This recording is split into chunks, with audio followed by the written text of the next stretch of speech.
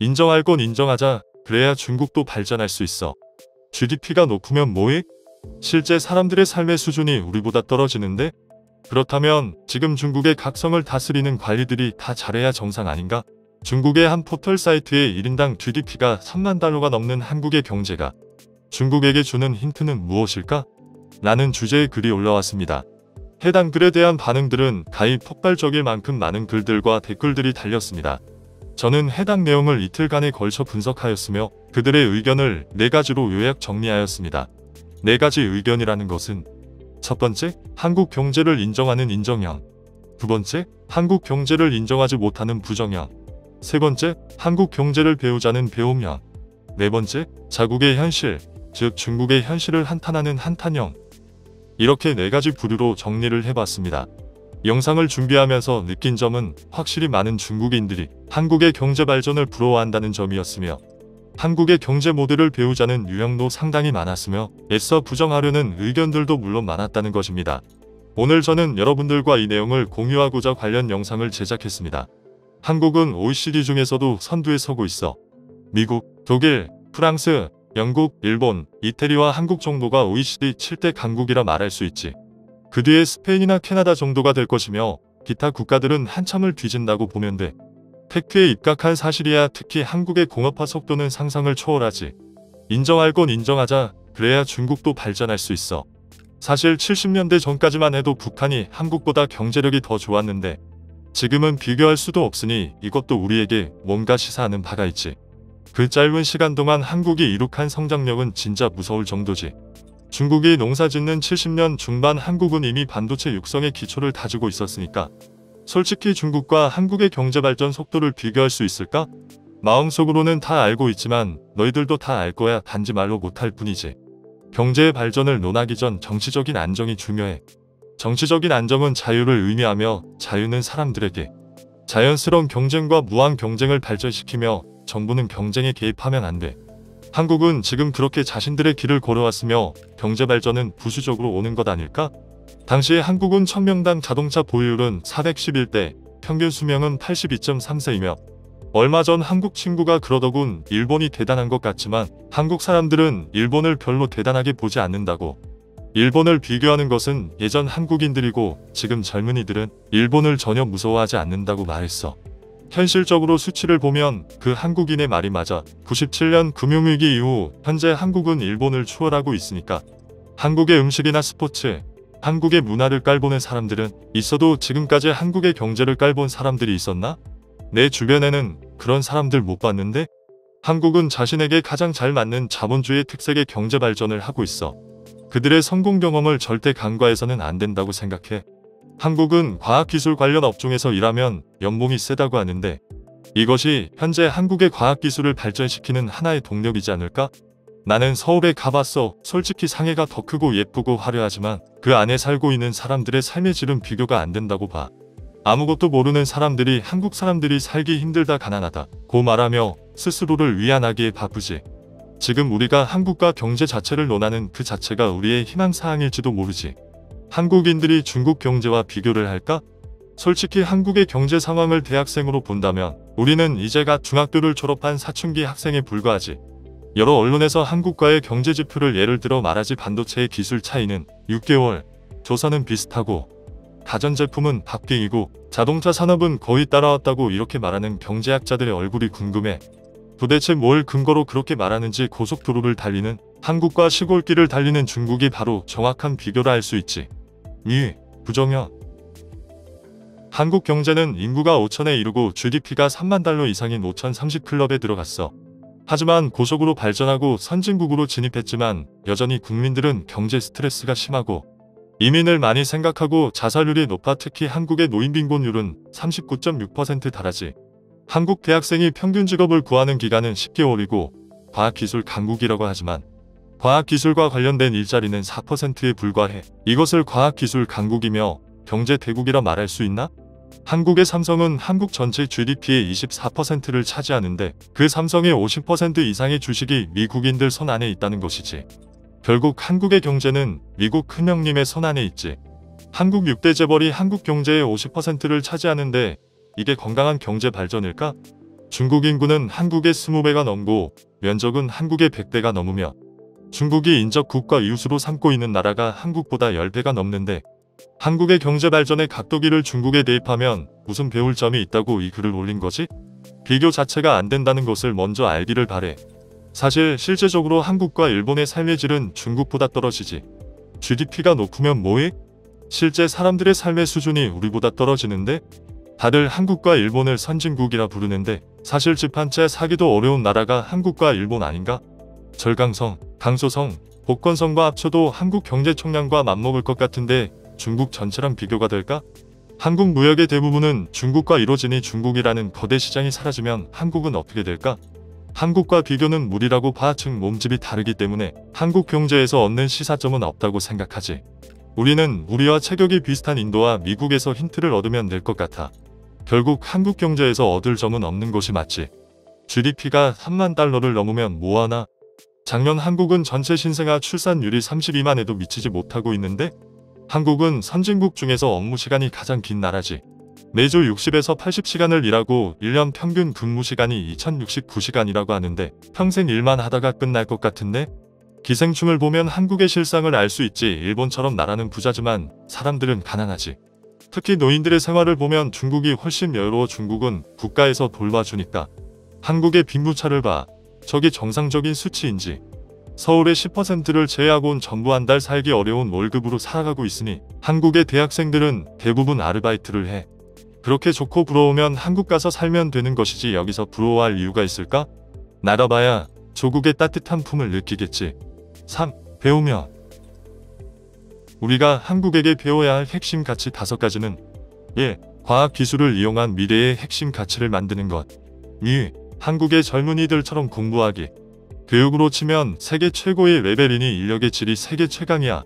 3. 한국의 대기업 위주 경제라는 것만 강조하지 말자.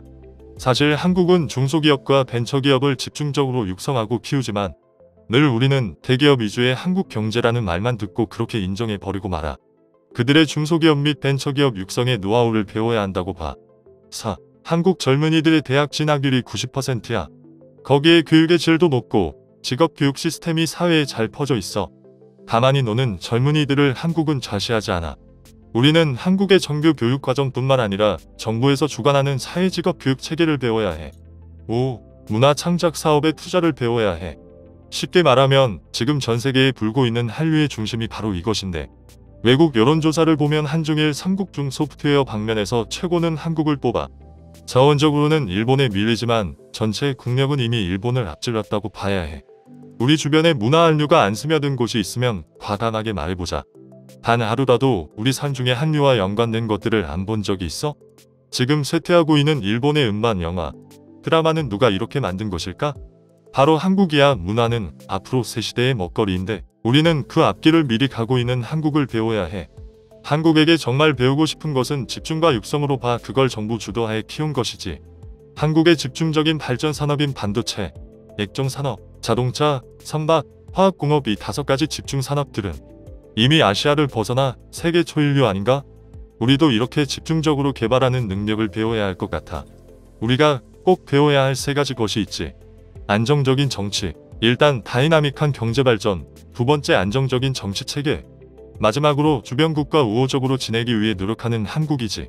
한국은 무역 의존도가 심해서 그렇다는 말은 하지 말자. 역으로 그럼 중국은 무역 안 해? 과학기술은 한 국가의 경제발전을 유지시키는 엔진인데 그럼 고급 엔진을 갖고 있는 곳이 한국이야. 우리도 한국처럼 각 분야별로 특히 제조업 분야에서 고급 기술들을 배우는 것이 시급해. 한국의 시장 경제 위주의 경쟁체제, 중점 사업을 육성하되 국유기업으로 만들지 않는 것. 지속적인 기초시설의 발전은 우리가 꼭 배워야 할 점이라고 생각해. 한국에서 공부할 때 늘 창조경제란 말을 언론에서 많이 들었는데 지금 생각해보면 이게 바로 중국이 배워야 할 점인 것 같아. 언제까지 짝퉁을 진짜 하나의 상품이냥 생각해야 하지? 기술 하나를 얻기 위해 한국 경제가 투자하는 시간이나 노력, 이런 것들이 전체 사회에 만연해 있는 그런 기품을 배우는 것이 중요하지. 결국은 당 주도하의 경제개발에는 한계가 있는 듯해. 중국이 정말 서구나 일본, 한국처럼 정말 자유로운 자본주의 시장인가? 이런 체제의 자유로움 하에서 진정한 경쟁력을 얻는 것인데 현재 중국의 체제 하에서 과연 이게 성립될 것인지 궁금해. 정부가 관여하지 않는 자유로운 기업 간의 경쟁력을 배웠으면 해. 4. 한탄형. 한국 경제가 선진국으로 들어간 시기는 지금이 아니라 1997년이었고 96년도에 이미 GDP는 13,000달러였으며 97년 금융위기 이후 폭락했다가 3년부터 급속도로 회복했지. 지금 중국의 인당 GDP가 한국의 96년도 수준이라니 참 기가 막히다. 솔직히 중국과 한국의 경제발전 속도를 비교할 수 있을까? 여기서 자신있게 비교할 수 있는 사람이 있을까? 마음속으로는 다 알고 있지만 그저 지금도 우린 대국, 한국은 소국이니 비교 자체가 안 된다고 말하는 사람들이 대부분이지. 그러니 중국의 발전 속도는 한국을 절대 따라잡을 수 없지. 우리만 지금 이렇게 비교하고 있지. 솔직히 한국의 네이버에 가보면 한국과 중국의 경제를 비교하는 이런 주제 자체가 거의 없다는 것 알고는 있지? 이게 현실이야. 중국의 어느 성을 합치면 한국과 비슷하다. 국경 하나만 해도 못 미친다. 이런 비유는 가소롭기 그지없다 그러면 뭐 할까? 국경과 지방성들의 빈부차는 논하지 않고 단순히 그렇게만 한국과 비교를 하니 아직도 우리는 이 상태지. 솔직히 자꾸 중국 경제지표에 홍콩이랑 마카오, 대만을 집어넣는데 상당히 쪽팔린다. 한국은 한 걸음 한 걸음 일본의 머리를 밟아오면서 서서히 일본을 추월하고 있는데 우리는 어디서 무엇을 하고 있을까? 무엇을 근거로 자꾸 우리의 유일한 비교 대상은 미국이라고 할까? 메이드 인 차이나 2025 계획이라고 들어봤지? 2025년에는 유럽을 따라잡는다고. 제발 그런 창피한 말 좀 안 했으면 좋겠다. 일단 옆에 한국부터 따라잡고 말하는 것이 좋을 것 같아. 현재 중국의 GDP는 여전히 세계와 차이가 심하고 한국의 80년대와 유사한 수준이 현재 중국의 수준이라고 봐. 지금도 버거운데 한국과 북한이 통일이 되면 그때는 어떻게 될까?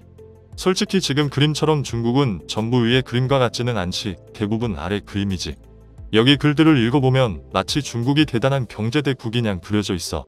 말이 짙으지. 우리가 어디를 봐서 미국과 대등하다는 것일까? 가까운 한국도 버거운 현실인데 유럽이나 미국을 따라잡으려는 그런 생각 말고 한국이나 일단 어째보고 타국을 논하자. 정말 현실을 몰라서 그런 말들을 하는 것일까?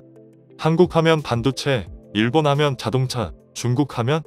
혹시 못 떠오르는 사람이 있나요? 우리는 언제부터 이렇게 자만에 빠졌을까? 우리가 정말 어느 위치인지 몰라서 다들 허황된 꿈을 꾸고 있을까? 중국은 선진국도 개도국도 아닌 후진국과 개도국 사이가 맞는 말이겠지. 꿈에야 좋지만 계속 다들 꿈속에서만 머물러 있으니 다른 나라 사람들에게 무시받는 것이지. 참 어리석은 비교가. 한국은 작은 나라고 중국은 큰 나라라고 다들 말하는데 한국의 구석구석을 다 가보고 말한 것일까? 한국의 규모가 중국의 한성에 불과해서 경제를 발전시키는 게 쉽다고 하는데 한성의 경제를 다루는 것이 그리 쉬울까? 그렇다면 지금 중국의 각 성을 다스리는 관리들이 다 잘해야 정상 아닌가? 성을 다스리는 것처럼 쉽다면서? 그럼 중국은 이미 선진국에 들어가서 미국과 비교해야 맞는 것이 아닐까? 제발 그 땅 크기, 인구 비교 이런 걸로 비교하는 어리석은 짓을 하지 말고 배울 것은 과감하게 배우자. 중국은 갈수록 현실을 직시하고 좋은 점은 한국에서 배우자는 젊은이들이 늘어나고 있습니다. 우리도 그들의 장점은 배우고 단점은 버리면 됩니다. 굳이 악플이나 비하성 발언을 쓸 이유가 없습니다. 시청해 주셔서 감사합니다. 행복한 하루 되십시오. 다음은 관객들의 댓글입니다. 한국 경제를 인정하지 못하는 부정형 중국인들의 의견 중에도 우리가 진지하게 받아들여야 하는 약이 되는 쓴소리들이 많군요. 우리가 더 바른 길로 가고 더욱 발전하려면 쓴소리를 더 잘 받아들이고 그를 기반으로 개성과 혁신을 게을리하지 않아야만 일본처럼 간라파고스 경제가 되지 않습니다.